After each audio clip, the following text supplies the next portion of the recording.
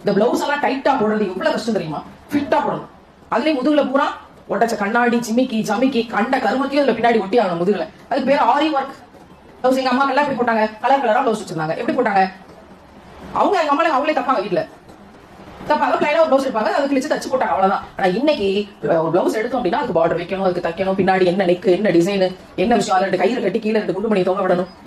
எல்லா முதுகுலையும் அந்த டிசைனோட தான் பிளவுஸ் தைக்கணும். அது கல்யாண பிள்ளையோட பிளவுஸ் எல்லாம் பாருங்க, அம்மாடி 10,000 20,000 அந்த பிளவுஸ் மட்டும் செலவு. இதை துவைக்க முடியுமா? முதல்ல உங்களால துவைக்க முடியுமா? எங்கேயாவது வாஷிங் மிஷின்ல போட முடியுமா? எங்கேயாவது மிஷின் கெட்டு போகும். எதையும் ஒண்ணுமே செய்ய முடியாது. உங்க முதுக உங்களால பார்க்க முடியுமாங்க?